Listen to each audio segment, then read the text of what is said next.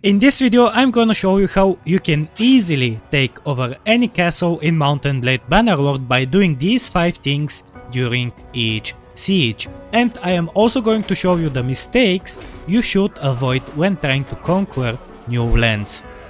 And by the end of this video I guarantee that you will have the knowledge how to take over new castles or towns much easier and eventually all of Calradia. So let's start. The first of the 5 steps of any successful siege is starving the settlement. Now, the point of starving the settlement is simple. If a settlement has no food, the morale of the soldiers will drop and you will see that over time the garrison will give up, which is indicated by them getting wounded. You know that the defenders of a settlement are divided into 2 groups, militia and garrison. The militia are soldiers without good armor, weapons and skills, which doesn't make them that much of a threat. But the garrison can always contain high-tier soldiers. Exactly these high-tier soldiers are going to be the ones who give up while you starve the settlement. And that's why starving a settlement is so good. You get rid of the good soldiers and have to fight only against militia. For example, if you are trying to take a castle from the Battanians and you know that the castle is full with the tier 6 Battanian archers, starving is going to be useful so you don't have to deal with them. To starve a castle or a town, you can take one of these 2 approaches. The first one takes more time but won't make you disliked. You just go and siege the place.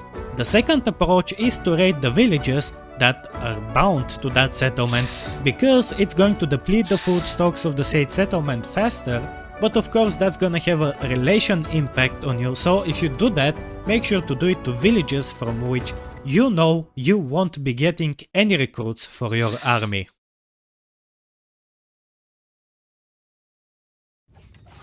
Step 2 is to crush down the walls of the settlement you try to take over. That might sound a bit weird, but the next step is going to explain why we do that. So, in order to destroy the walls of the settlement, you are going to need trebuchets. A good way to do it faster and safer is by building your trebuchets, then moving them into the reserve and rebuilding all of them at once. If you do that, the 4 siege weapons of the defenders will not be able to shoot 4 versus 1 and they will destroy your siege weapons much harder. Once you have done that and the walls are down, it is time for step 3. From here on you have a few options. Option number 1, which is my favorite, play around the crushed walls. What do I mean by that? Get your infantry ready to fight in front of one of the breached walls. Position these groups at either side of the settlement. There are 2 things that can happen. First, one of the groups of the defenders will switch positions and go to the side where you have placed your soldiers, and if that happens, you just send one of the infantry groups, preferably the ones with the heavier armor so they don't get killed easily, to fight on this side of the wall, and then you send the other infantry group to the undefended side of the wall with some archers for support. By the time the defenders realize what is going on, your soldiers will already be within the walls and soon enough the other defenders group will be stuck between 2 of your groups and of course start running away. The second thing that can happen is that the defenders at the far side of the wall will not move at all. If that happens, you can easily enter the castle because the militia are not good at defending. Of course, there are a few things you can do to make this even more effective. For example, if your soldiers have throwing weapons, you can use the first group to break some shields or take some kills before the real clash comes on. You can also position your archers close to that wall, but make sure to position them on a high place so they can have a better chance of hitting the enemies while they are swinging and not defending themselves with their shields. This will also increase the chance of your archers hitting enemy archers who stand on the wall because the height advantage of the defenders is gone. If you have more time, you can go with option number 2. You can replace your trebuchets with onagers, which are going to fire directly at the soldiers, and if they hit the troops defending the breached part of the wall, they can take out many of them instantly.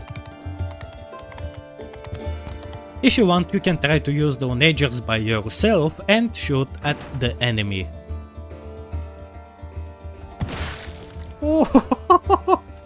Then, when the stone piles for your onagers run out, you can just retreat and attack again, and they are going to reset, and your archers will also have a new batch of arrows to use. Or if you don't have any time at all, you can just simulate the battle. Because of the breached walls, the defenders won't have that advantage while defending a town. And if your army is bigger, it is going to clean out the settlement without giving too many victims. One more option you have here, which is mega risky. Once the wall has been crushed, jump over the defenders or dodge them and open the gate so your soldiers can enter.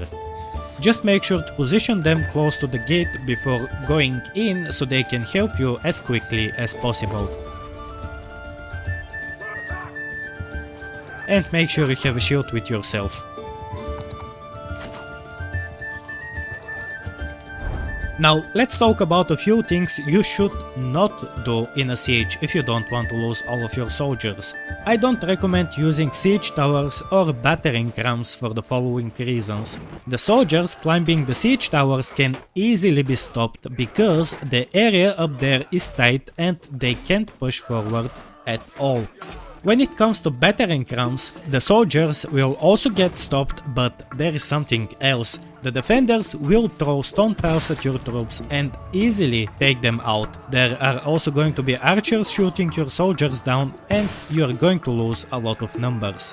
One more thing which is pretty obvious, but still needs to be said: never attack if the defenders have onagers. Just destroy them with your trebuchets if you don't want this to happen. To be honest, the best way in which you can take towns or castles from other kingdoms is by asking their clans to leave the enemy and join your kingdom. The clans that are most likely to join your kingdom are clans who have no fiefs, so the best idea here is to take over fiefs that belong to a single clan and then ask them to join you.